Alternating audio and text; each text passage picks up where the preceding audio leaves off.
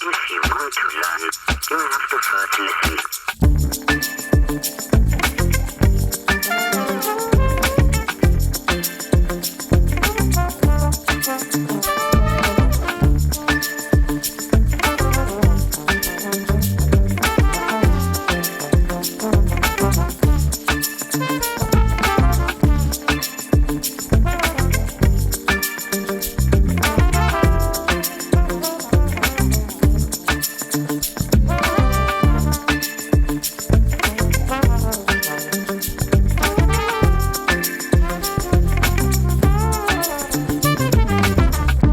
Hey, welcome to episode 12 of Matt O'Donnell Wants to Know, a podcast to feed our curious minds.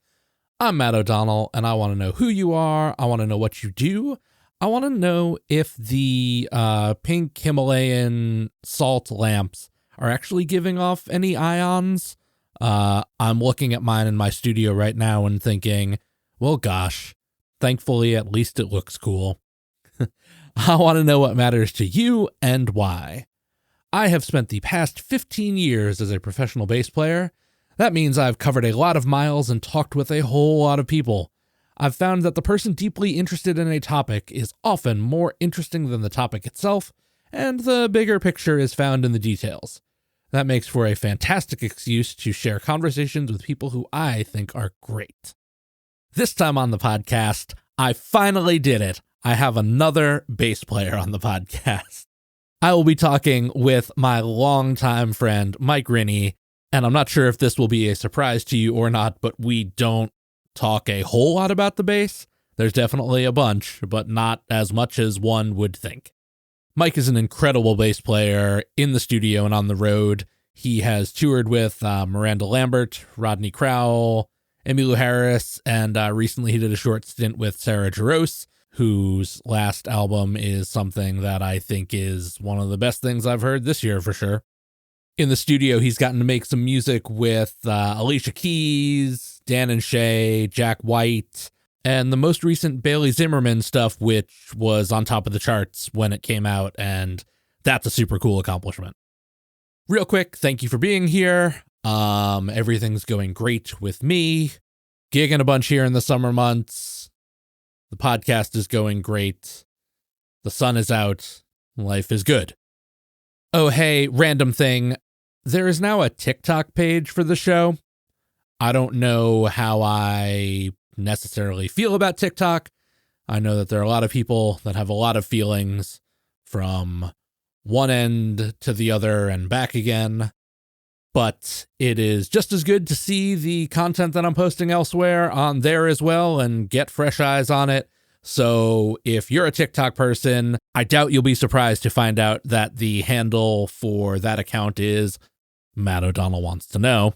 While you're over there with that open, share some stuff. It would be really helpful.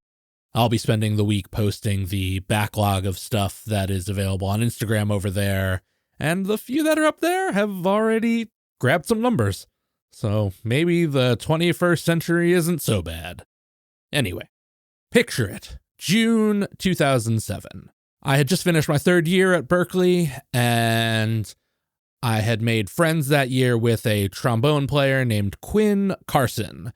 Quinn's work, by the way, can be heard in all the horn stuff that you just heard in the intro track for the podcast.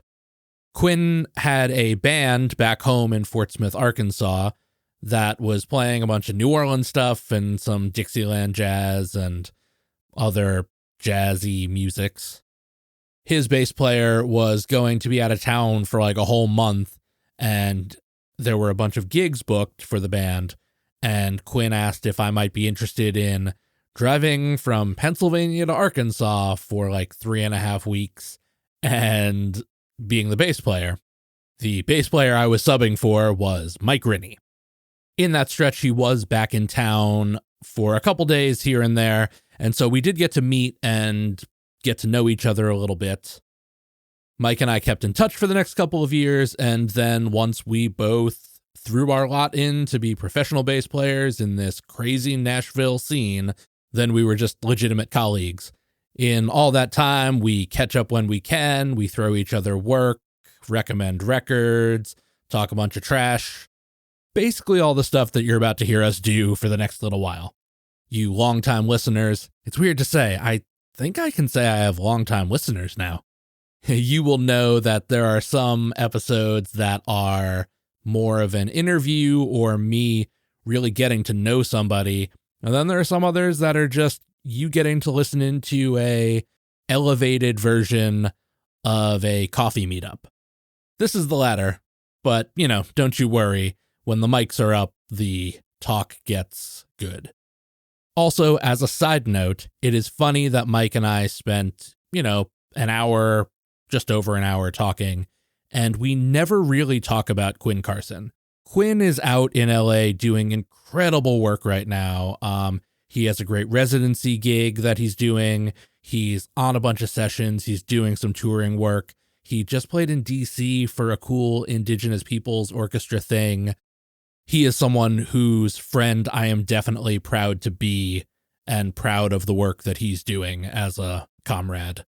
And also in that band, I met a fantastic drummer by the name of Evan Hutchings, who is one of the session kings in Nashville. We also don't talk about Evan at all. But I just wanted to note that we could have talked about both of them, and it's worth acknowledging the incredible work that both Quinn and Evan are doing as me and Mike's mutual friends. And with that, let's get right into it. This is my conversation with bass player extraordinaire Mike Rinne.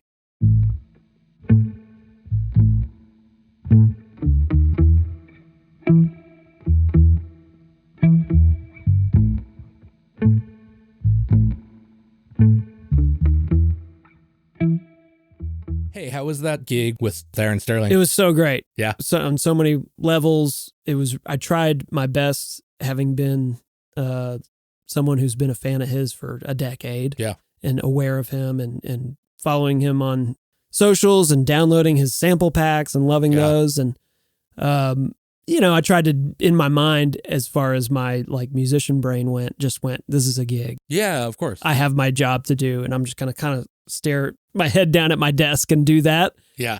At every turn, he was very gracious, and we rehearsed at his house and in his studio, and it was just really fun. Yeah. Yeah, that's what I've heard is of what a nice fellow he is. Yeah, he's just a great hang. Yeah, he's just hilarious, and Yeah, but that he's also super kind, for all the things that. Yeah, and his paintings are incredible, man. He's been he's got an exhibit coming up, an installation coming up. Oh, really? That's cool. And Leaper's Fork, yeah. And that was a great lesson. I told a friend texted me, and I said, I just started typing, and before I had typed, I was like, wow, that's kind of a nice thing for life, is that hanging around someone like that who's done so many big gigs, but also has curated his own lane in this musician world. Yeah. Is sort of how he continues to embrace and nurture everything that is him, and completely abandon and say fuck you to everything that's not.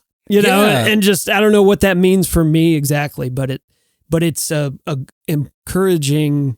I don't know, man. I think that's what we're supposed to do. Yes. I would say since the pandemic, the forced slowdown of the pandemic, prior to that, I was working so much that I wasn't doing anything to feed that better, nurture it better, and, have it be a good part of myself. And I'm so much more in the past, 4 years now, just into that sort of thing. 100%. There's just no. What a beautiful thing to come out of a really awful Yeah. couple years and continuing. Yeah, absolutely. I think. But how many people do we know who not even pivoted in their career, but became more focused? Yeah, absolutely. And stopped doing something that was taking energy and time. Yeah. That didn't, After the first shutdown, and it was just oh, I don't have any gigs. Yeah. I didn't touch a bass for 2 months. Wow. Yeah. Which is the first time it's ever happened. When I picked one up a couple months later for fun, not even for work, it felt great. And my chops weren't bad. Right. Right. But I had just, not been lazing around. But you didn't play 6 hours straight the first time you picked it up. No, because that would have your hands would have fallen off or whatever. But Yeah, not that either, but just the idea of like, at first I felt weird because I knew all these people that were, and probably none of them did it, but I knew all these people that were like, well, now I've got so much time to finish these projects I've been trying to work on. And I was like, no, I don't want that at all, which there's nothing wrong with that either, but there was just such a I want to go to work. I just want to work. Swing towards that. And it was like, no, I'm grateful to have a forced reevaluation of the way that I approach 100%. Stuff. You know? Yeah. What a time. That was wild. And we're still here. Yep. We made it. We did it. Hey, well, in that vein, what's the last new to new-ish record that you heard that made you feel like music made you feel when you were a teenager? Oh, man. What a great question. I ask because thinking about like a forced slowdown and reevaluating all that stuff, I wasn't appreciating music that way for a long time. For sure. Until it's so easy to fall into that where, you know, you might be listening to things, even if you're listening to the radio in your car, it's like a pleasing sort of background noise. And it's not That's right. active listening or challenging in any way. Or I might have to just think about that for just a second. That's fine. But because I feel like sometimes I get more entrenched in a song where I end up listening to a song like 20 times in a week. I do that all the time. And then I don't listen to it for a couple months. But one of the songs like that is a band called Ecstasy. Oh yeah. EKK. Yeah. Stacy. Mm-hmm. I don't know if I'm pronouncing it. If that's how they pronounce it. Yeah. That song Bela. Oh, I don't know that one. It's got a killer bass thing, and it's you know, a perfect amalgamation of current, you know, production in the sense of like a programmed track.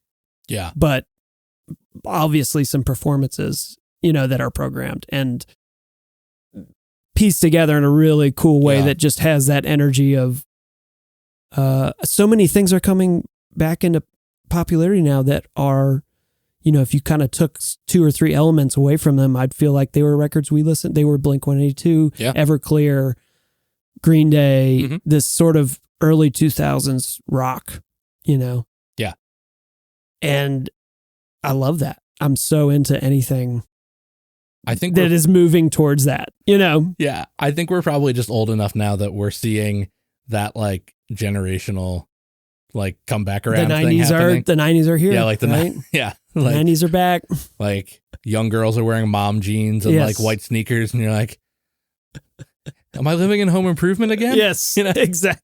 So that song, Bela. That's cool. I'll definitely check that out. Yeah. Afterward. Yeah, I said to a friend recently, we were just talking about music, bitching, the way that, not necessarily bitching, but like talking about stuff that's going on, you know, like one of the people that I regularly, in a mostly healthy way, have discussions like this with. I don't know. I was just talking about how I feel like in a lot of places with musicians, there's a big lack of listening going on. Yeah. You know, and how that is like, it's a bummer. Yeah, it's a bummer, but it's the name of the game. Yeah. You know, like listening to what's going on around you. And it's one thing that I brought up is there's so many players in this town that didn't necessarily grow up playing in bands. Yeah. You know? Yeah. They have aimed for playing on sessions and doing stuff. And so it's not that they're not good. You know, like there's definitely the same level of skill that's required. But did you see that Immediate Family documentary yet? No. What's that about? It's about, you know, all the like 70s players in LA. It's sort of like the Sklar. Yeah, it's Sklar, you know, Korchmar, Waddy Wachtel, and Russ I need to see. Oh, okay. I need to see. Yeah, it's on Hulu now. The guy that directed the Wrecking Crew documentary made this. Gotcha. So it's sort of like a sequel to it because, of course, they were the next great. I got to hang out with Waddy Wachtel one time. Really? Yeah. I bet that was wild. It was wild. It was wild. And it was a situation where we were hanging out and passing the phone, and it was connected to Bluetooth, you know? Yeah. And the phone came to me, and I don't even remember what I played, but because we were just drinking, hanging out. But I don't remember what I played, but I played something, and he looked at me, Waddy Wachtel looked at me and said, Yeah, I never really liked jazz, man. And it wasn't even, I don't remember what it was, but it was not a jazz song. It was just like probably something that had there might have been a weird horn, like a saxophone in there or something. And he just looked at me and said, man, I don't like fucking jazz, man. I mean, I was like, cool. He seems like the kind of guy that would say somebody that. else put another song on, please. Yeah. I was sure that story was going in a place that you played something that you didn't know he played on. Oh, that would be, that would also be a thing too. Yeah. That could easily happen, right? Yeah. I mean, there are millions of songs that he's played on. There's no way. I got to check that documentary out. That's cool. It's great. But all those guys were in bands. Yeah. They all talk about what shitty bands they were in. Well, man, even the generation of musicians, right, maybe before us, there wasn't a YouTube, there wasn't a just sort of an endless platform of, information and music that, is somewhat isolated, right? You're in your room building a track maybe even, but whether you're a guitarist or whatever, you're just by yourself. So I'm so grateful I grew up playing in bands and same. That's what I said is having that experience. I was in bands and I played for every musical moment there was in my high school. Yeah. Even if it was just like, because I went to Catholic school, so there's a whole lot of prayer services and mass and stuff like that. And a lot of times it would just be the music teacher playing piano and me playing bass. Man. But it was just like, I was playing with at least one other musician, no less than 3 days a week. Amazing. From the time I was like 15. Did you have a music class in school every day too? Like an hour of music, like whether it was orchestra or band or? Not that often. Not really, yeah. I spent a lot of time thinking about how for granted I take my public school education growing up in Arkansas, where we had an hour from 6th grade through the 12th grade. I had an hour of orchestra. Wow, that's awesome. There was an hour where probably out of that hour it's easily to say 25 minutes of that I was playing the bass and reading music, and my brain was doing those things. Yes. So how great is that to have had, by the time I'm entering any type of professional world, I've already got 10 years of, Yeah, absolutely. I mean, same. That I didn't even know, obviously not even aware of what building blocks were, happening for me, but grateful for that. And scared for it for the future generation for my kid. I want, not even that I want him to be a musician, but that type of left brain experience. I mean, I don't think there's probably, I'm not a scientist, but you could probably interview a scientist that would explain the data on how beneficial that is for people. Man, those things are coming. Those are the kind of things that I want to find people to dive into about that. It's so funny the way on this podcast, I end up talking about certain topics back to back with different people. But I was talking to Chelsea on that podcast about education, and I have a lot of feelings about education in many different ways. And I don't know that I have solutions, I'm not here to propose solutions, but there's a lot going on, but I think that we just do it so badly. Yeah. In so many ways anymore. And that arts education is such a dismissed part of that. Yeah. And it's unfortunate because I didn't have an everyday thing like that, but I think 3 days a week, the only thing we really had offered was band and choir. Right. And I was in the choir too, all the time. And band was probably 2 days a week worth of, stuff. Or whatever. And combine that with playing in church all the time and playing at school all the time. I was playing a lot. Yeah. And I think it makes a huge difference. All this is sort of the ultimate point I was trying to make, was thinking about how I feel like talking about the experience of people who didn't play in bands, who are still very good, and listening to what's going on around you, not being as strong, that I try and think of, and this was a discussion I was having with a friend of mine you should go into as a player, like appreciating music like you did when you were a teenager. 100%. Or going on stage too, to be like some combination of like, I have electricity at the end of my fingers that needs to come out for this thing. And also on the flip side, a healthy amount of like, wait, they're going to let me go out there and do this? 100%. Yeah. Those are two things that you should feel at the same time when you're trying to go out on stage. A friend of mine used to say, when I was touring with Miranda, the guitarist Alex Whedon, shout out to Alex Whedon, used to say, how many people get to go play for their work? Athletes, they go play ball. Yeah. We get to go play. And that's such a easy thing to forget, is that it is play, That's something that came up in that discussion. I'm going to have to pull this text up now and find what I said about it. But talking about like sense of play as like a huge thing that like But you still got to know, if we were playing pickup baseball out, or whatever, you still got to know if you're in the outfield, you know what that means. Oh, or absolutely. If you're pitching, you know what that role is. And I think as a musician, that's easy to forget. I think that doing this is supposed to be an extension of the feeling that made you want to do it in the first place. Yeah.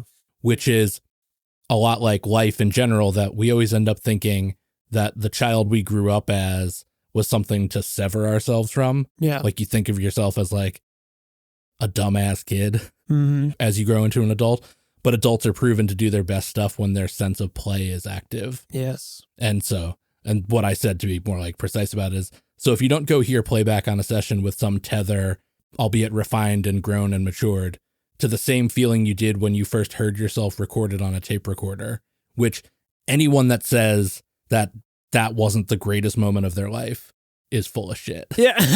Like the first time you ever, even if it was bad, the first time you heard yourself play back on like a tape recorder, you're like, that's cool. Me. Yeah. Like, yes. That's me making the music. And the same thing and then the thing I said about the stage is right. And so I try and go into listening to music that way too. 100%. I want records to make me feel the way I did when I, first heard Dave Matthews Band. Okay, I got one. Yeah. I got one. Is Maggie Rogers' new record. Have you heard it? Oh, no. Oh, but she's great. She's so good. She is consistently great. And so. And man, I don't know if you know Ian. I've known and worked with Ian Fitchuk for a long time. Love him. And he produced it and played. Oh, that's cool. He's a master musician, plays drums, bass, keys, everything, guitar. So I get the impression most of what you're hearing is him. It's crafted by him and probably her and some other musicians. But man, they, pretty sure I read they went to Electric Lady. And I think you could easily take that record and throw it up on a console in a big studio and say, we need to add 2 more synths, or we need to add, we're going to have to add a string on this track, or we're going to need 6 background vocals. But man, it's like, that is so, the sort of rawness of it leaves a sort of closeness to it and intimacy. Yeah. That's kind of a weird word to describe a record, but man, no, it's not. I'm just like, I feel like when I listen to that record, I'm like, I snuck in this door in this room, and I'm just like watching this art, listening to this art and experiencing it. And it's, that's a cool one. Yeah, that is cool. I mean, I don't think that there are weird words to describe music that way. And I just was thinking about this yesterday because I used a word and it was so right to me. And it made me think of another experience that I just had where, and something that ties into something we were talking about before we got in here. When I had Tim Buell, the drummer, on the podcast, I told him about how I have tried to always live up to Questlove's ideal that you shouldn't evaluate music as good or bad. You need to think about it as effective or ineffective. And if you do that, I think you change the parameters of perspective. Yeah. But the word I used yesterday to somebody was, I was talking about this Mandy Moore record that doesn't exist anymore. Like, it just fell off the face of the earth. It's not on streaming. You can't buy it. Like, I don't know what the deal is, but it's a great record. Mike Viola produced it. Okay. But I said something about how I find that record very satisfying. Yeah. I thought that was a really great word to think about music. That things like effective, satisfying. Yeah, and is it indicative of our culture and our generation that now we have everything available to us. So we need, everything kind of has to become this really life-changing, intentional, wild experience, when it's like, sometimes I just want to watch Superbad. Yeah. You know, or sometimes yeah. I just want to listen to turn a record on and like, you know, shake my head a little bit while I'm doing the dishes, you know, because doing the dishes is kind of boring. Yeah. And I love that, and keeping in touch with that. Do you have a memory from I'll explain my memory that I'm thinking of, like being 14 or even younger in my basement was where my dad's records were. And I was so fortunate. I have his record collection now, but that's awesome. To grow up with it. And it was great because he was playing jazz. He's a saxophonist, Henry Rinne. Yeah. Grew up playing jazz, and his record collection had Axis Bold as Love in it. Yeah. It had Quincy Jones' Smackwater Jack, which is a great record. Yes. It had the Brown album, which when I turned that on, I didn't know. I remember sitting there at like 14 feeling like I had a pretty good sense of like what rock and roll music was, what jazz music was, what folk music was. And then I listened to the band and I heard that. Yeah. I just remember thinking like, I don't know what this is. I don't know what this, like, what year was this from? I can't tell you. Are they just kind of improvising? Do they know what's going on? Because it sounds like so energetic that like this thing could fall apart. Yeah. What's it called? It's Across the Great Divide. Across the Great Divide. And I couldn't remember if that or Rag Mama Rag was the first track, but that is the second. That's the second. That's a feeling I had where I thought, I want that. Like I just want to be. I want to take me there. What do I have to do to kind of feel? Maybe it's as simple as like feeling this way again and being in touch with that place. So I've been thinking about that more and more now when you and I were just having a conversation about a producer friend, a mutual friend who tends to, get the guys in the studio and you cut the song and that's it. That's about it. And there's that level, and then there's the other level of it where it's all in the box, and that can be great too. Yeah. At the end of the day, if you're keeping, and if it is Questlove's metric of effective versus ineffective, sometimes a lot more lately, I've been thinking way less about accuracy. Yeah. And way more about, sort of vibrancy. Like, is it exciting? Is with whether it's with gear, whether it's a part or. Yeah, all that. I think it's about intention and intuition and things like that. And I think that I like that you brought up accuracy, because I think that is such a thing that is difficult to, if you are so focused on that, it is hard to focus on aiming for intimacy and aiming for these like conceptual things. Players and producers and anyone who is able to hold both of those things in their hands at the same time are very special. Yeah. It doesn't happen a lot. I mean, for instance, I promised that we weren't going to get like super in the weeds about bass, for instance, but I think that this is we must. I think this is a great example. I have a problem that happens to me on sessions a lot where I'll play a fill, like I'll let something out and I'll get the note from the producer back of me. It'll be like, hey, can you play that again? And my response will be, probably, but you're going to have to play it back to me a few times so I can learn what it was. Gotcha. Yeah. Because it was something about like sensing the need of what I should do here and not like pulling a lick out of my Rolodex. No, right. It was like, I'm just going to go for something here. Hell yeah. And get it. And so, maybe it should be a little cleaner. Like I'd be happy to, put another take there. Oftentimes it ends up being the one I played in the first place. That's the deal. That's the coolest. But happy to give a few more, passes of it or something like it. But it's just sort of like, I don't know what I did, so we're going to have to figure that out. I was just on a session the other day where we were, tracking with a live band, but the tracks were really well produced, lots of great loops, lots of great synths, and some guitar parts that were really great and had, probably been, like loved a little bit, but they were, the performance was cool and the sound was like, oh man, no session guitarist would dial up that sound, but it's so cool. Right. Yeah. Yeah. And the guitarist looked at the producer and said, you keep that. I'm not playing that again. Yeah, absolutely. And good on him for doing that. Yes. There has to be way more of that in music to get with what I think we're talking about. Yeah, you I know? agree. You brought up something, and that was sort of in recounting this discussion I had with a friend to you. In the discussion about listening, I was saying that I think that some players also have trouble when there are a lot of tracks on a gig listening to the other live players. That everybody is kind of like wired into hearing the click and the tracks and stuff, and not almost to where you're tricking yourself into thinking that the other live players are wrong. Gotcha. That like the inconsistencies there or the realism there isn't right. And that is like a hard balance to strike. Yeah. I think sometimes. Definitely. I go to that Carol Kay thing all the time where, have you ever seen that video of her where she talks about how like the click has to groove? Yes. You know? Yeah. And then she starts playing and it's just like terrifying. You're just like, oh my God. Like you don't even know what the click is at that point. Yeah. Yeah.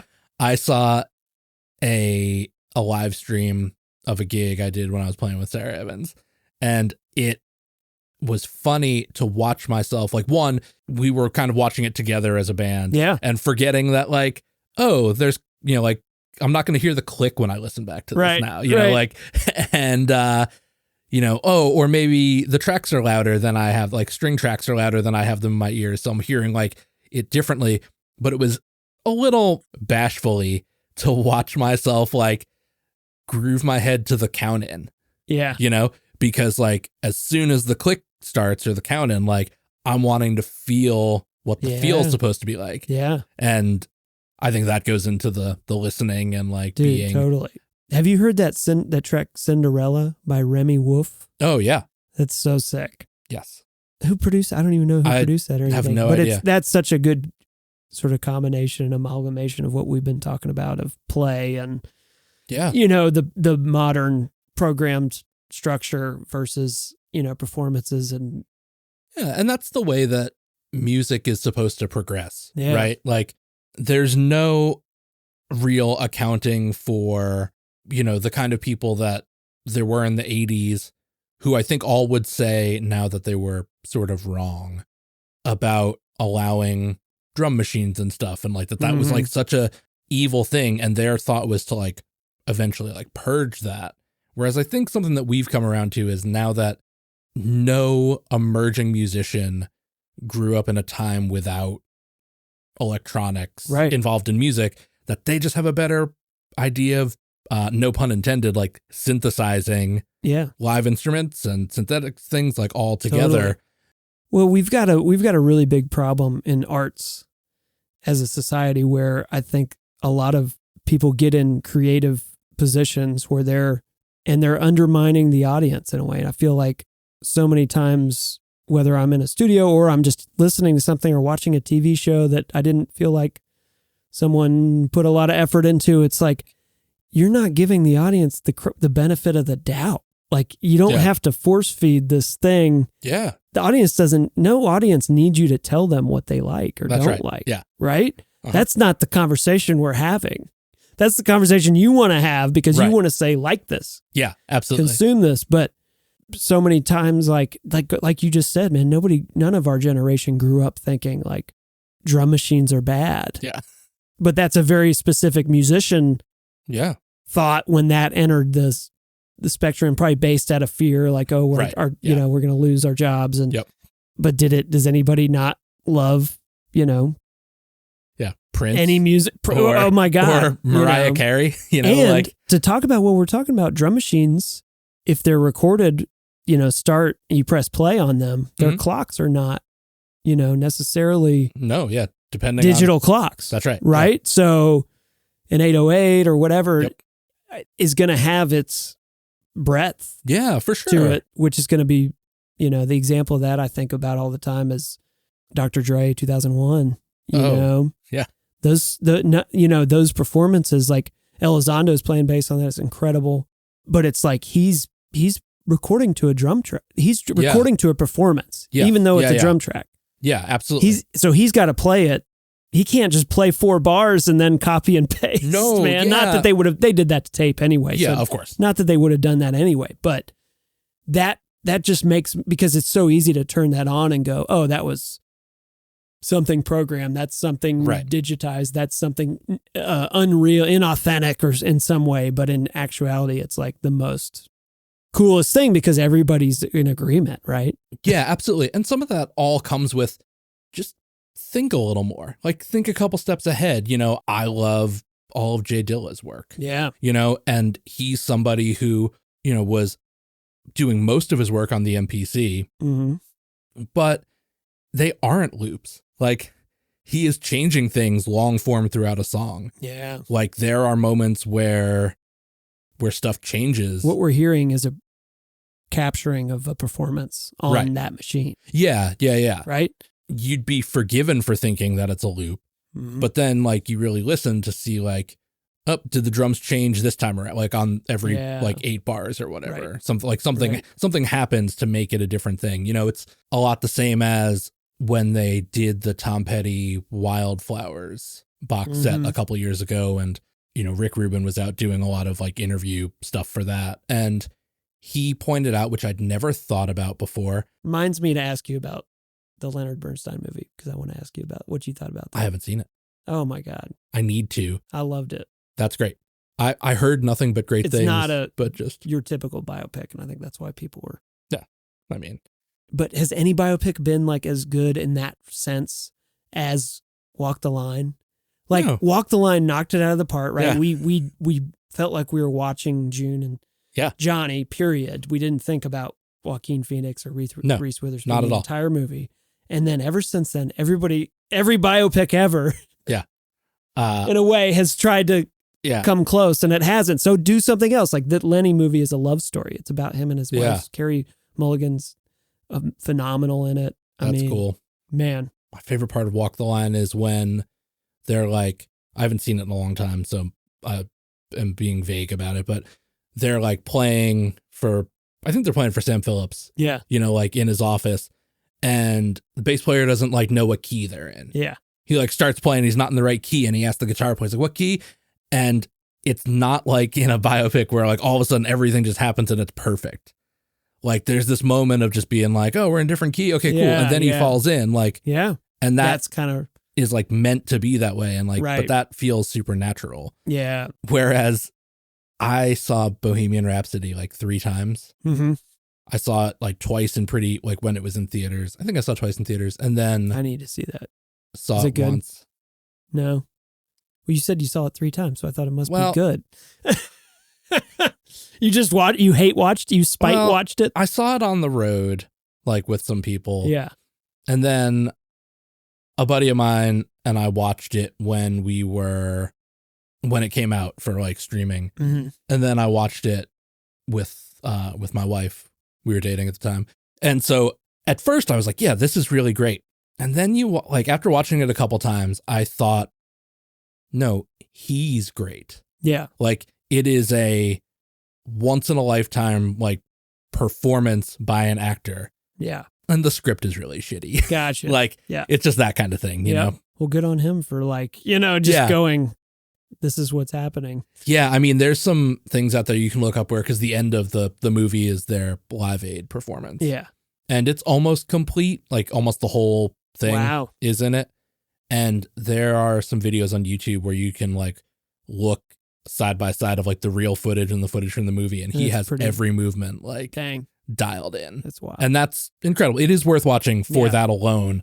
And probably, I probably ruined it for you, but the first time you watch it, it's fine. But if you happen to see it a couple times, you'd be like, oh, huh. Wow.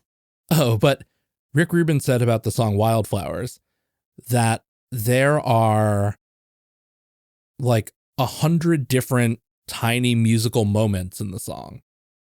Most people hear that song and just think of Tom playing guitar and singing. Yeah. Obviously there's more going on, but once you like sit down armed with that knowledge and hear it, you hear all these things that happen once and never happen again. Wow. Throughout the whole song. And he's right. There's like 100 different little guitar or keys or, whatever things that just happen. That's just like a little like tinkle or whatever. And then that's it. Wow. And that's how, in the same way, 2 very different examples, Jay Dilla and Tom Petty, of like how you can take something that is very simple and just think about it for a little bit and expand upon that, expand on it in a way that keeps its simplicity, but makes it incredibly complex and effective. And effective. Right. Yeah. Yeah. Yeah. Ultimately totally effective. I love that. So what is it, do you think, about Fort Smith, Arkansas that managed to at the same time produce like a little club of all really great musicians? Oh man. Fort Smith is a fascinating place for so many reasons. I mean, I think the desire to leave Fort Smith was kind of like maybe at the top, the driving force of feeling like I want to, at the time I was in a band called The Exception. All in all, every year that passes in my life, I get way more appreciative of Fort Smith and more, it gains favor every year in my mind, where it was like this hellhole when I was 17 and I had to get the fuck. Yep. But I think there's 80,000 people there, so it's not a small town, Arkansas, but they did a great, there's a lot of great things going on there that that are still going on, like the orchestra program in the public schools, which, is just as large as the band program, which you can't say that about most public school systems where it's usually they have a band program or not, and maybe there's this small orchestra program. So kind of, it's a wild thing how many people, there's a guy, and I don't even remember his name, who was one of the early writers for South Park, like not Trey Matt, but one of the first writers they hired from Fort Smith, Arkansas. That's interesting. And he lives in LA and writes for TV, and there's so many great musicians from Fort Smith, and it's just kind of this wild enigma of a place where just something there's in the just water. all these contradictions there. I don't know. It's hard to, you're on the border of Oklahoma there. Everybody knows the movie True Grit. So there's this weird,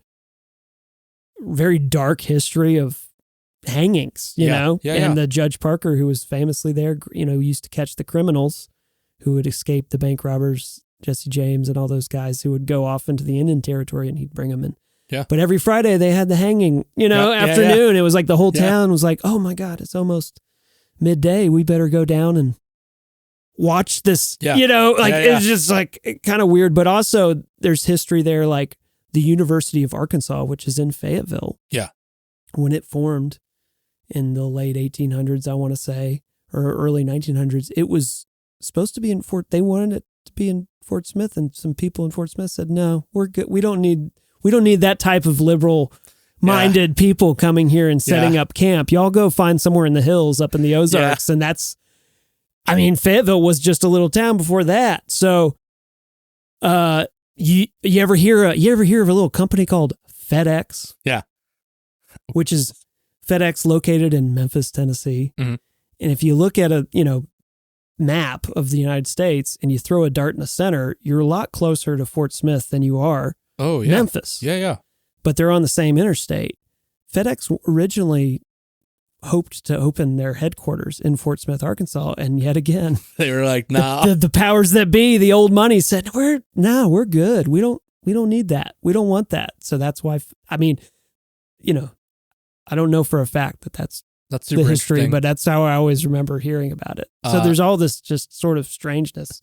The University of Arkansas thing is funny because, like, you think of stereotypically, not in actuality, right? Like the notion of like stupid people living up in the hills and stuff. The hillbillies are all in the hills. Yet Fort Smith forced the intellectuals into the hills. Yes. It was like, we're going to keep this. Again, not Fort Smith is not our, uneducated place, but it's just being like, we're going to keep it simple here. Like, take this and go. And my family was we were way liberal for Fort Smith, and even when my parents moved there, but my dad started a jazz program at West Ark Community College, and he had grown up in Virginia and went to University of Miami and University of Tennessee in Knoxville, and then got this job at this community college that was really a sort of a trade school with some liberal arts education. And he was there 38 years, and I don't think he ever didn't have to fight that mentality that this is where you can learn welding and learn about construction or engineering, but we're not really interested in music or that's a great elective. But now, now it is the University of Arkansas Fort Smith, and has been for a while. But that always racked my brain is like, it is college, right? Like when you go to college, it's okay to experience. Yeah, that's right. You're going to work the rest of your life if you're a welder, get the welding stuff down, but maybe you could go play in a jazz band. Yeah, that's the thing. I mean, again, same thing. Like, I think that if we refocused our energies on educating people in art, that we just have a better civilization and society. Yeah. Yeah. I mean, there's a great PBS documentary. It's sort of an update to an older one from like the 60s or 70s called Civilizations, but it's entirely about art, like, because art is the way that civilization sees itself. That's the way to like study, like, how many societies do we only know about based on the art they produced? Yeah. Their civil records didn't exist or have been destroyed. Their cities are gone, but like, we have these like works that they produced, and that's how we perceive eras of Greek society and things like 100%. that.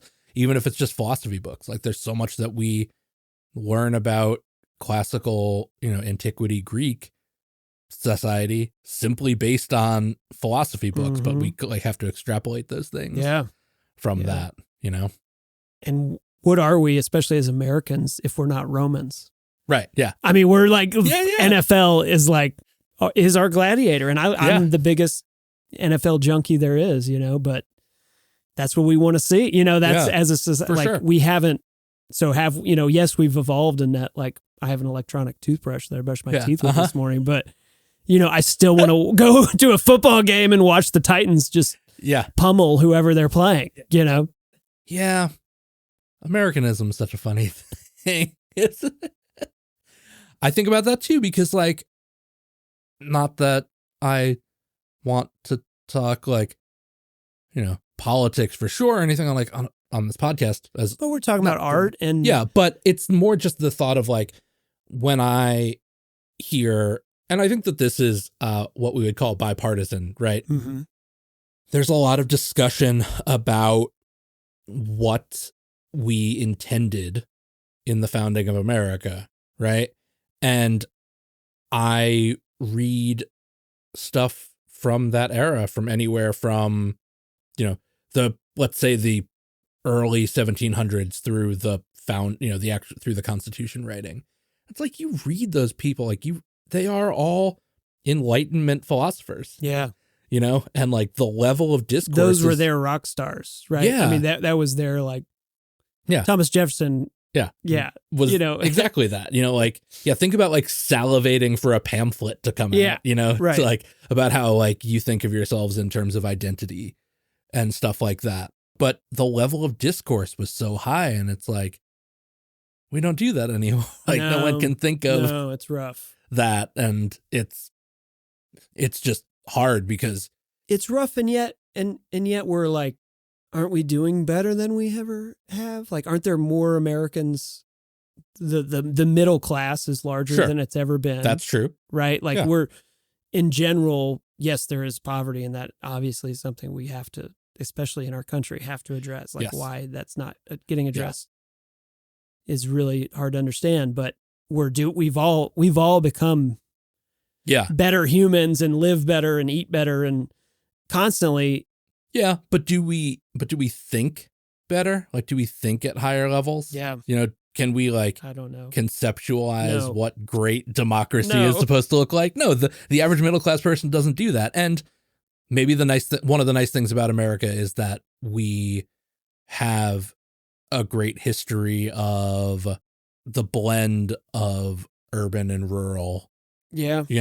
Stuff like that is one of the like and hallmark things. I think it's hard to not put in the importance of there's a great book called The Idea of America. Man, it's awesome. You'll love it, because he's kind of talking about is sort of the the culture, the context of all these writings and some of the But here's an interesting societal pop culture schism is like what Thomas Jefferson was this like great, Andrew Jackson was this leader, but there was some really awful fucking things about him. Oh yeah. Especially on a human level as someone in society today and the standard we would hold our leaders to. I will say 2 comments that I think help make this episode of the podcast not sound to the listener like it's an endless ramble. One is that when I was at Berkeley, I was lucky enough to go do some gigs with faculty. Yeah. Which is, scary as shit. But like big time. And I remember my bass teacher, Jim Stinnett, saying at the time, because Jim was great and such a like no bullshit kind of guy. Yeah. He was like, hey, you go on this gig, you're going to be sitting there with them. And like, nobody wants to talk about chord inversions, right? And all this shit. Like, people want to talk about like their family, the family, the stock market. Like, these are like adults, and so they don't give a fuck about talking about they're already not going to really want to hear what you have to say. Yeah, about like stupid classroom shit. Oh man, I still quote this one line that some guy said to me when he said, "How old are you, kid?" This was like backstage at some big band gig. I said, I'm 19. Well, let me start before that. They were laughing about something and I laughed. And he saw me, he said, "What the fuck are you laughing at, kid?" And I said, and he said, "How old are you?" I said, "I'm 19. Kind of confidently, trying to be like, all right, Mike, don't show him that you're vulnerable. He said, "I got toe jammed." Oh, it's like, oh God, you should see a doctor. Yeah. But also, I just have to eat this crap right now. Yeah, like, right. This is just a piece of a turd I have to eat because I'm 19. Because I am literally a teenager in this environment with grown men who are, honestly, probably now looking back on it, they're just kind of mad that they're making the same money as you. Yeah, right. And they've been doing this for 2 decades, and you're like sitting there going, "Hey man, you want to talk about, have you heard this record?" Yeah, right. Yeah, nobody wants to hear that. Nobody wants to hear our conversation. Yeah, well, but meaning like I am trying to justify or clarify the justification of how we ended up on something that has nothing to do with either of us playing bass, producing live sessions, whatever.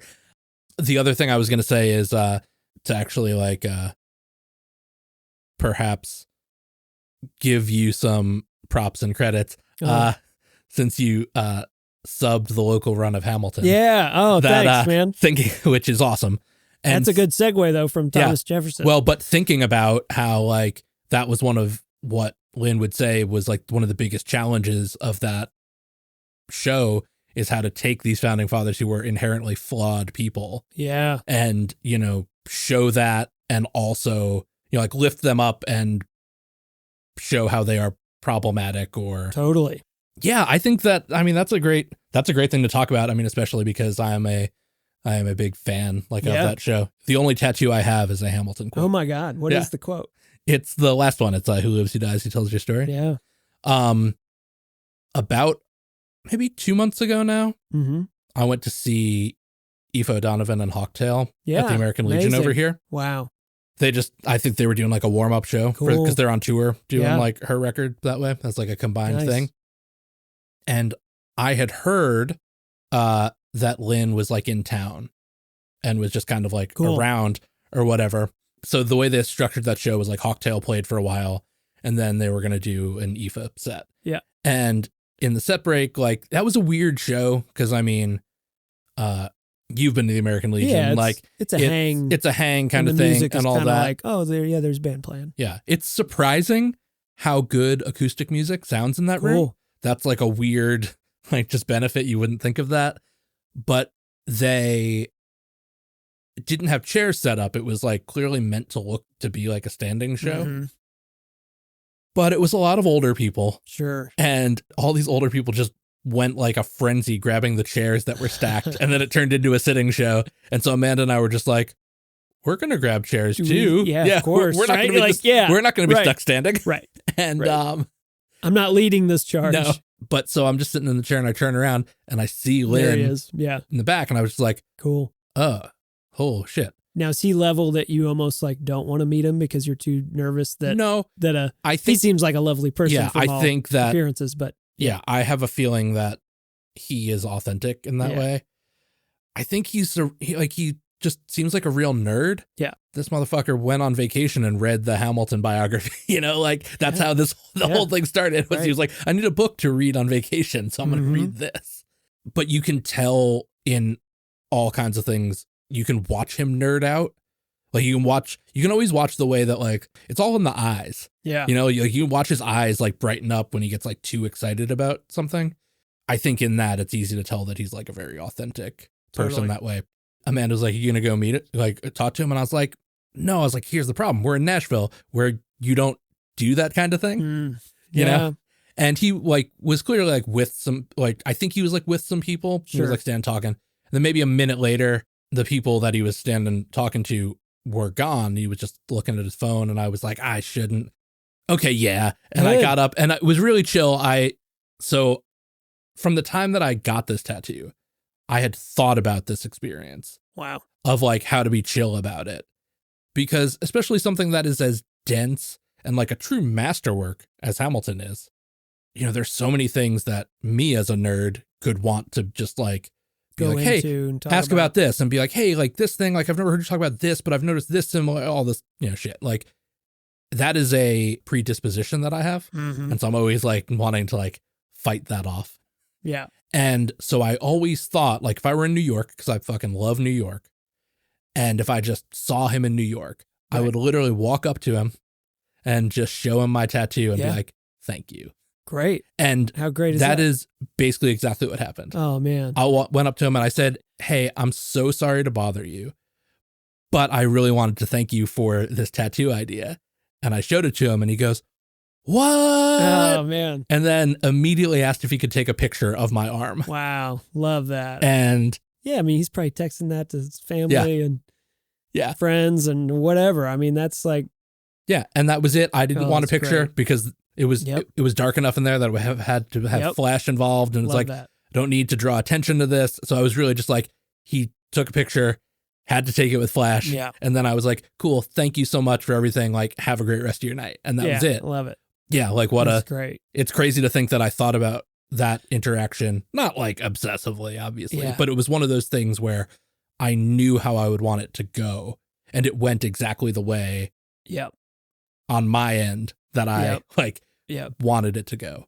I heard McCartney talk once about how he won't sign things for people. He won't take photos of people, but he won't ignore people either. Yeah. He will say like he wants to just like stand and chat for a minute, you know, and like have an experience rather than like something like that. And I heard that long before Hamilton existed. And so I think about that often, like someone who, you know, is like Pulitzer Prize level, you know, like creator of something like that, of being like, this is a better experience for that person and for me. And so that's why I designed it that way. Like I thought about it based on McCartney saying that. Yeah.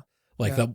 There's a great McCartney story that he tells on some podcast. I think it might've been on the Nerdist, where he said he was on a bus in New York. And McCartney still takes the bus in New York. Amazing. And there was some woman who was like clearly freaking out, and he just like went over and sat by her to just be like, hey, like there's no reason to freak out. Like, I'm just gonna. I heard a really great quick story about him in New York that Wes Little, drummer in town, we know, told me a friend of his was living on the same side of town as him, probably the Upper East Side. And they're at some park, and their kids are the same age. You know, they're 4 years old. And every day this one summer, he'd take his daughter to the park, and Paul and his daughter would be there. You know, and this was probably 10, 15 years ago, whatever. And they just struck up conversations about the kids. I mean, he knew who he was. And he's a bass player. I mean, he's a professional bass player in New York, does some Broadway, does some gigs, whatever. And, you know, they're talking, and they probably have 10 conversations over a couple weeks. And finally, Paul slaps him on the shoulder one day and says, you know, I'm so rude, man. I've never asked you. I'm not even going to pretend to do a Paul McCartney accent. Yeah. I've never asked you what do you do? What do you do for a living? And the guy said, well, it's funny you ask. I'm actually a bass player. And Paul's reaction was, you can make a living doing that?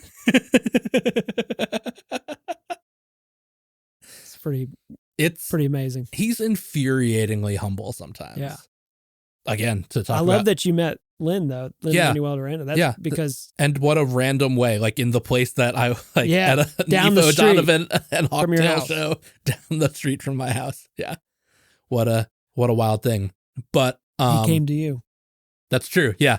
Instead of thinking that living here and like the lust I have for New York, right, that I always assumed that if that was going to happen, it would have happened in New York, but it happened around the corner from my house. Yeah. What a crazy thing. But what was that experience like for you? Because you don't do a lot of that. Like I grew up doing more, and I did too. Like I did tons of that. And I've always read, I've always been sure to keep my reading together. So that was a great experience. It was a call on a Tuesday night, which was the first night of its run. It had a typical Tuesday through Sunday run. And they said, can you do it tomorrow? And I said, sure. And they sent me a PDF of obviously I had never seen the show all the way through. I'd seen clips and was a mild fan, but never really dug into it. And they sent me the PDFs, and I had work all day. So I had 10 and a 2 sessions. So I didn't really get any time, with it. I think I spent, when they sent it the night before, I spent a good 45 minutes being able to find, looking, scanning through for clusters of notes, which wasn't even what I should have been paying attention to. I should have been paying attention to songs like The Sisters and, more spread out, just rhythmically. But it was just a great experience, and I felt really excited to get to do that. It also happened right after a time where I got let go from a gig. Yeah. So I was not riding high on my Yep. career at the time, and to just have a very immediate, we need you to do this. Can you do this? Yeah. And then I went and did it, and everybody's reaction was positive and affirming, and, made me feel really good at a time when I needed that ego rub of I'm good at this. Yeah. I know how to do this. So I'm not. Isn't it funny? I will say that I didn't know that you had, so funny to use these Nashville stupid musician terms. I had no idea you had come off the road when I saw you doing that run. Gotcha. So I saw you doing that, and I was like, wait, we're talking weeks after. Yeah, right. Yeah. Isn't it so funny? You were saying about needing that. Isn't it so funny the way that we sometimes define our worth by something that happens to us that way with a gig? For sure. Because that is never true. In the moment, it always feels like, what did I do? Yep. And that is, and sometimes it's true. And sometimes it's a thing that we did, but not who we are. Yeah. That happens that way. But then all of a sudden this thing becomes all encompassing of even if it was a fuck up, it's well, I'm a fuck up versus I did something fucked up. Or honestly, what is more common is they kind of had nothing to do with each other, but we decide in our minds that this is all our fault. We're going to place our, man, I've been going through a lot of transitions in my life lately about exactly, worth and work and their relationship, and being able to, I've been doing this for 15 years. Yeah. My tax return has been as a professional musician. Same. And yet, my friend, my wife will tell you how crazy I can get and drive, how much I can spiral or place value in things that I don't need to place value in.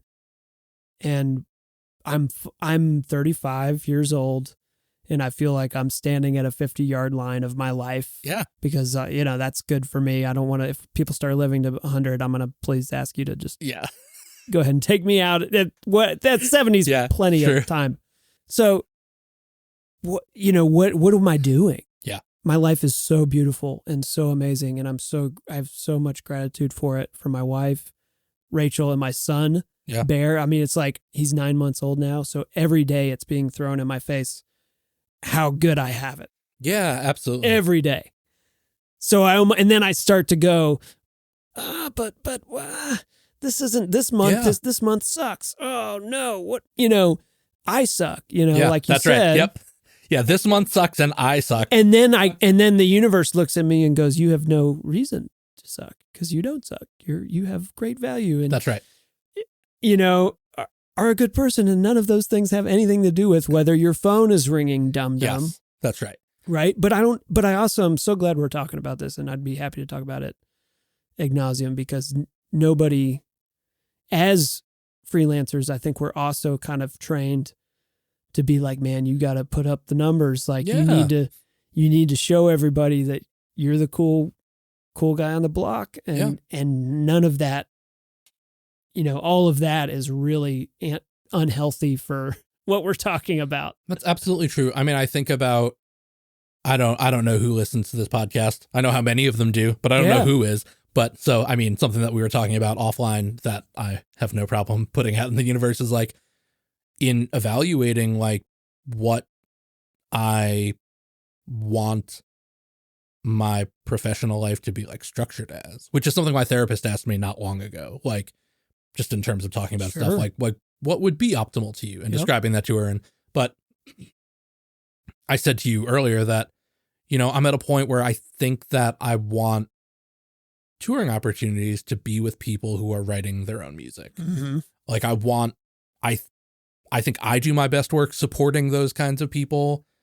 I think that the whole thing works better when it is that kind of thing, like the whole ecosystem. But I don't need to go play 100 dates a year anymore. If there is someone like that does 25 shows in a year, perfect. But I just get to go do that many. Like sometimes my value in terms of that is built in like being in the club.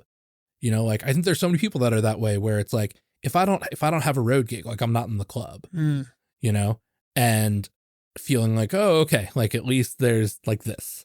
Yeah. And it feels even like passive accomplishment, you know, to do that. And so then when like you're not, you know, especially when those things happen unexpectedly, whether it be getting fired or whether it be an artist that decides to stop touring. Sure. And then like, that gig's over. Yeah. Your gig is over either way. And has nothing to do with you. Yeah. I mean, we got to remember, like, even at, you know, high levels in this industry, every artist is operating like a small business, because they are small businesses and they have to, it's hard for them. And like, you know, so things happen, and musicians don't do a good job of that awareness either, I feel like. And that creates some expectations that you shouldn't hold towards a gig. Yeah. Or, I mean, especially towards the artist, you know, or towards your artist or your bandmates or the manager, whoever. And for yourself, you know, it's not healthy for yourself to, think that way. Yeah. I mean, I think I always have a lot of time for artists because, like, you know, I'm just the bass player. Like, I'm back there just playing bass. 100%. And it is not my name on the marquee. But we know a lot of people who might not, you know, express them. They visually, it doesn't come off that way, that they're visually aware of that, or, you know, or in mindset, you know, like I'm entitled to this because this thing, blah, blah, blah. And it's like, no, do you know how hard it is? Like anything that you think about your day on the road as being tough, the artist has to like be more on than you. 100%. You can be having a really shitty day, but you're just back there playing bass. And so if you just want to put your head down and just play through, you got a sound check and a show, man. Yeah. But the artist has to like show up and be that artist. Probably got 10 phone calls and other things to do. And yeah. And so it's just a tough thing. But anyway, so when you did Hamilton, did you played all the versions of bass, right? Meaning, yes, I did. So you played synth too? No, the synth was covered. Sorry, the synth was covered by one of the keyboards, thankfully, because that was something. Yeah. And I think even the way that particular group was set up. Oh, cool. It might have been a situation where that was already an option for one of the chairs to cover one of the keyboards. So, but I love that there's the Hofner, you know, that they call for the hollow body. Yep. And the upright, and then the regular electric bass. When I was at Berkeley, I was bringing, again, talking about Jim Stinnett, like I took his like bass lab class every semester for no credit. Yeah. Like it was just one of those things where he was happy to like just have me sitting. It's great. Also, he was typically teaching the same stuff he was teaching to like his more like dedicated students in there. And he was always happy to have someone be like, for me to come in or be there and play what he was trying to teach someone, sure. like as an example, that wasn't him playing it. You know, he was so big on reading, you know, you would be reading a bunch of stuff, but I was bringing in these like real world, like modern examples of, you know, show tune stuff and being like, here, like, you know, you have to read this. Like, it's cool to read a bunch of eighth notes or like funk rhythms, which all those things are in there, but it's like, no, you need to think about. So you were bringing in Hamilton? No, excerpts? No, this was long Hamilton. before that. Yeah. But like, you know, things, I'm trying to remember stuff that was big then, like, you know, like the book from Wicked, say, like Wicked was newish then, and being like, it's about the notes, but it's just as much about being like, nope, hollow body bass here, or 5-string, or, you know, an arco part, you know, like a bowed upright part. Like oftentimes reading at that level is thinking about all these things that are not just the notes. Right. And then dynamics are so important, and like learning how to watch for vamps and stuff like that. Yeah, the transitions sometimes are usually, I find in those experiences, the hardest. Yeah. You know, especially doubling upright and electric, you're physically, you've got to, you know. Yeah.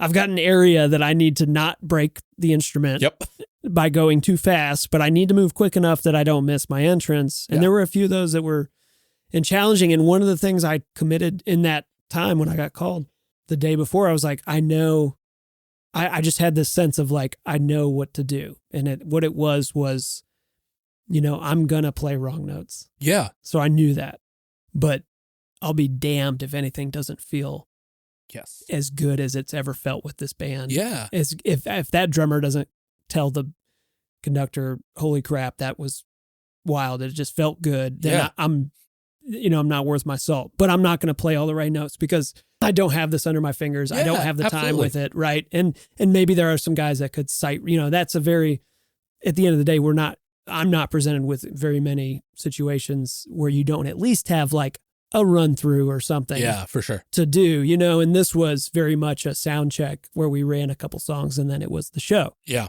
And I felt, and at the end of that first show, some folks were complimenting, but the drummer came up to me and said, man, that was so different, but it wasn't different. Like you played all the rhythms right, but there'd be different notes there. And it made me made me really like, it brought something to the show.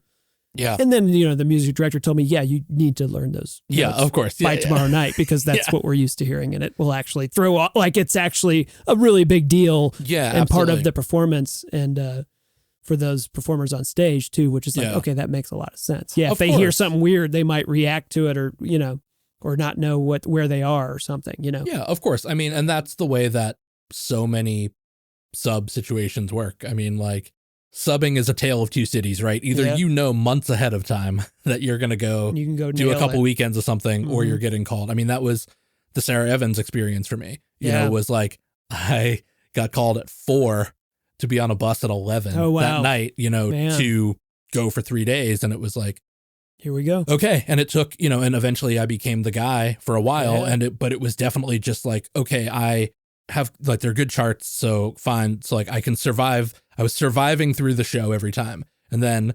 surviving through certain songs less and accomplishing more. But that's just how it is so often. It's like, okay, we're going to get through this. It's going to feel good. But then like, let's tighten this up and tweak this and find this in a recording that, you know, had been lost to the live versions over time. And that's the thing. I mean, you're kind of that guy though. Like you have had so many like short term and like sub kind of things. I would normally ask you in this point, like, what do you think makes you a good choice for that? But you just described it. And like the way that you're talking about approaching the Hamilton thing is the way that I assume you approach any situation. And it goes back to what we were talking about of playing. Like your training is your training, your technique is your technique. But you know, when you have to be present and take care of yourself for those moments, because it was a big, I'm glad we're talking about it anyway, just because I'm your guest on the podcast. And it was just, it was a moment where it was kind of a very rare moment in the music industry of instant gratification. Yeah. Because it was like, I had this challenge and I did it. Yeah. And then I got to do it again and again. And then eventually the third show, I started to like rest a little, even like go. and make a mistake and go, oh gosh, gotta get back on the track. But I always wanted to be, I didn't always know what I wanted to do in music, but I always knew that musicianship was really high for me. Yeah. And that's not for everybody, and that's okay. There's great musicians out there that don't give a shit about musicianship, and that is fine. But for me, it was like, I want the sound I'm producing to be really good. I want where I'm at with a metronome to be, pretty on it, at least past the test of anyone else in the room, And if I can take care of those things, we don't have a lot of control about the phone ringing. We don't have a lot of control about our work from month to month sometimes, but I can control that. That's right. So what can I control, and how many of those things can I nail down and put the time in that I need to be ready to go? Yeah. It makes me think of my favorite definition of luck, right? And I mean, obviously, I think you would say that you have been very lucky. I've been very lucky, yes. But knowing you for as long as I've known you, like, I also know that you're just really fucking good. Oh, thanks, man. Back at you. But it's sort of a definition of luck that I heard that I love is luck is the intersection of opportunity and preparation. Yeah. Yes. And so being able to like take advantage of something when it happens, like, that there's something of that combined with the average overnight success is 10 to 15 years. Yeah. Like 100%. You combine those things and then it's like, oh, man, it seems like magic, but it's not. Like, no, you're absolutely right. And how many situations are we in that are good opportunities, but they came out of such, relationships that we've had for a decade or something. And that's hard to remember when the phone's not ringing and you're looking around Nashville in particular going, where am I going to get somebody, I want to jump on stage with somebody. I want to be in the studio with somebody. Yeah. Is that like, look around you, it's not going to fall from the sky. It's going to be somebody you already know probably who's going to get a gig. Yeah. And they're going to get a gig and they're going to call you, because you're their homie. Right. Yeah. Like, that's it. That's it. It's great. That's the whole thing. Great. Don't miss it. It's the thing that people, I don't know what your college masterclass situation was like, but like Eggermeyer. Not to brag, right. Not to name drop. Yeah. It was Eggermeyer. But meaning like the amount of like players that came into Berkeley and did things like that, and who either didn't say that when they know that that's true, or said it and a bunch of 18 to 20-year-olds didn't know how to like, just again, to the maturity thing, talking about playing with older players and like weren't ready to hear that like relationship and being a good person is the thing. I mean, how many times have you ever explained to somebody like family or whatever, when you talk about like touring and then you break it down? I always say to people, I'm like, I'm only making music on the road for like 13% of the day. Yeah. The rest of the day is just like hanging with the people, a little troop. 100%. And like that part it's the circus is much more important. Yeah. Like you have to do that well for people to want you to be around. Yeah. Being a really great player and an insufferable prick are not going to work out for you. It's not going to last long at all. It's not last at all. As it shouldn't. You know what I mean? Right, like how many people work in other industries who deal with maybe a personality, or that personality gets dealt with because it's not shocking that. Yeah. But I could ask you about so many different things, but just because it is a thing that I've been freaking out about, and it was the last time I saw you, tell me about doing the Sarah Jarosz gig for a little bit. Oh, it was so much fun. I love Sarah's music so much that record, her new record is great.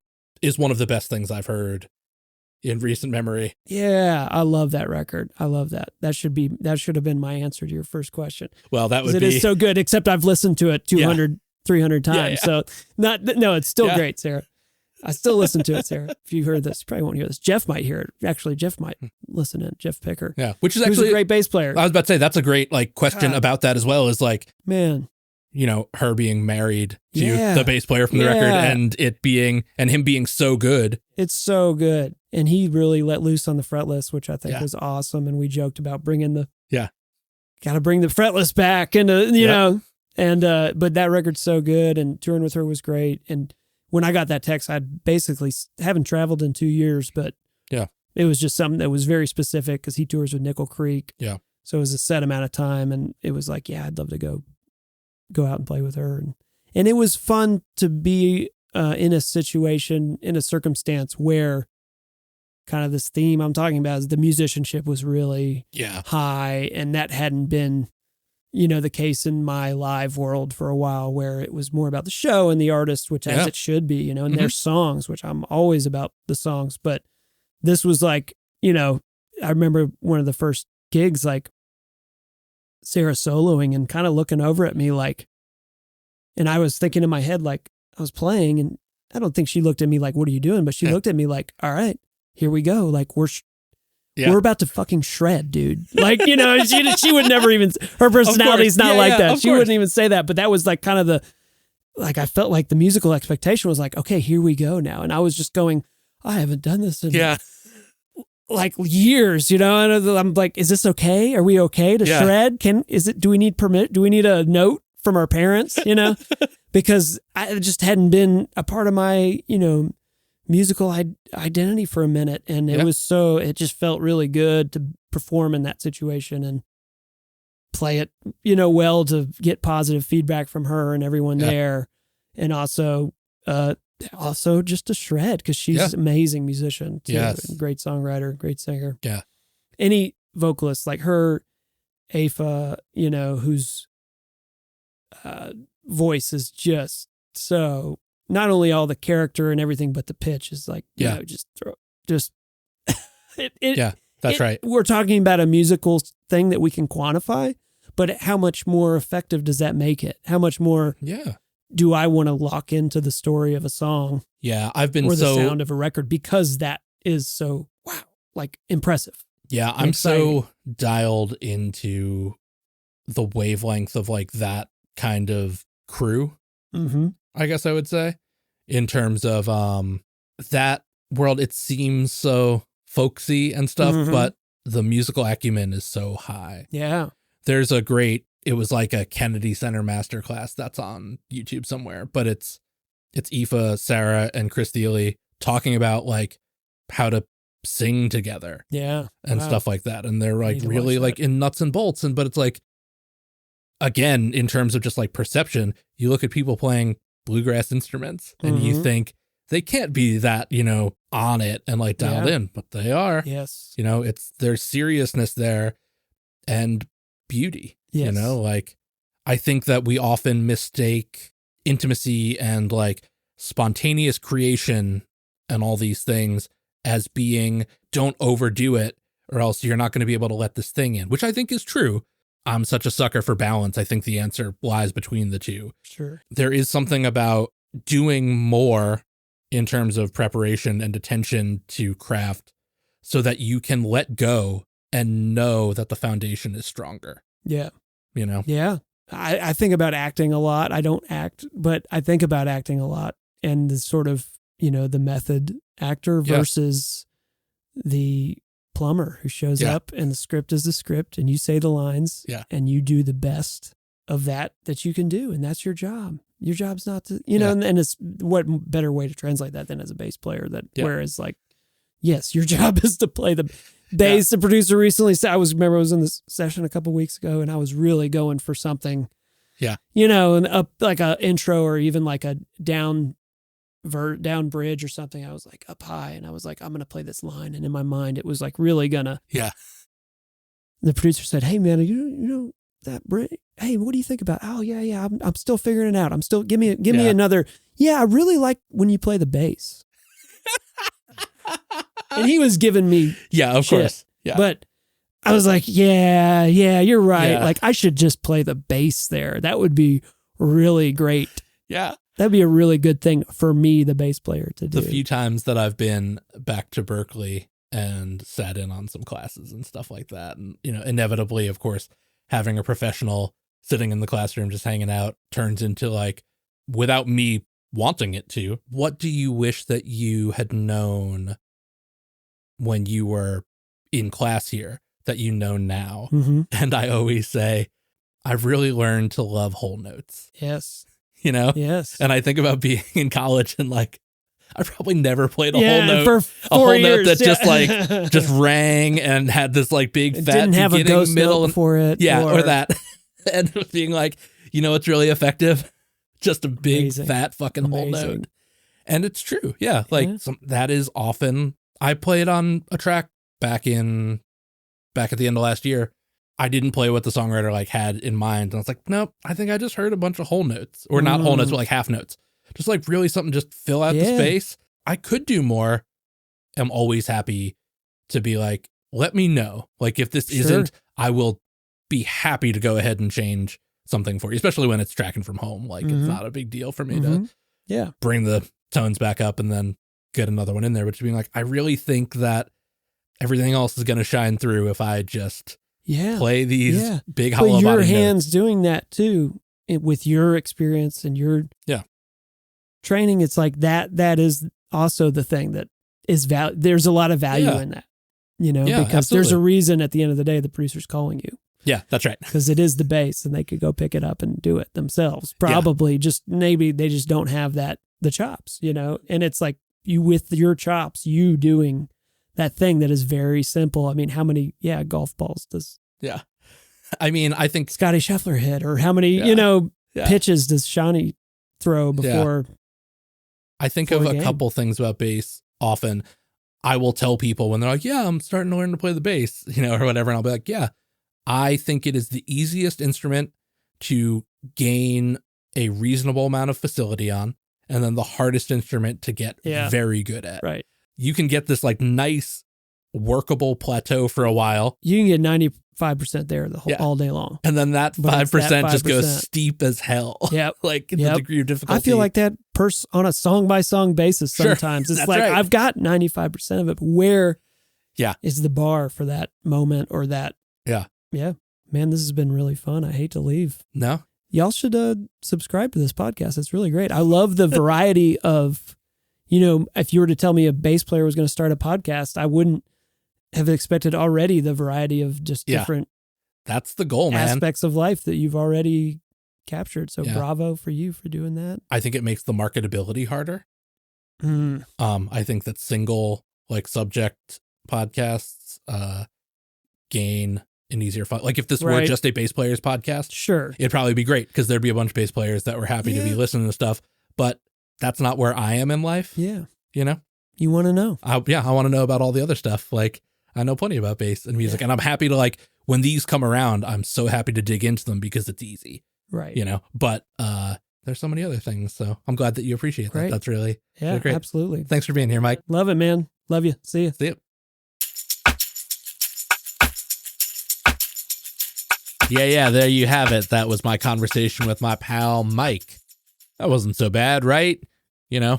Two bass players just talking and didn't really get into bass until 2/3 of the way through. For more information on Mike, please visit his brand new website. That is Michael Rinne, MichaelRinne.com. I'll break my normal order and mention my website. That is MattO'Donnell.com. You can also hit up the show's Instagram page, the show meaning this show. That is on Instagram at Matt O'Donnell Wants to Know. My personal page there is at Matt O'Donnell. Hit them both up. Love mail, hate mail, questions, comments, concerns, feedback. I'm still waiting for people to tell me what to do about the dust in my bedroom. Those can be sent to matto'donnellwantstoKnow@gmail.com. As a podcaster, of course, I am obliged to tell you to like, follow, subscribe, rate, share, carrier pigeon, message in a bottle, anything about the show that you can help to make it grow for me, like Little Shop of Horrors. Yeah, look, another Broadway reference after we talked a bunch about Hamilton on the show. Anyway, yes, anything you can do is helpful. And don't forget about that sweet new TikTok page. All right, that's going to do it for this time. Take care of yourself. Have a great time. It's summer. Do something awesome. Just remember, the best answer to a question is usually another question. See ya.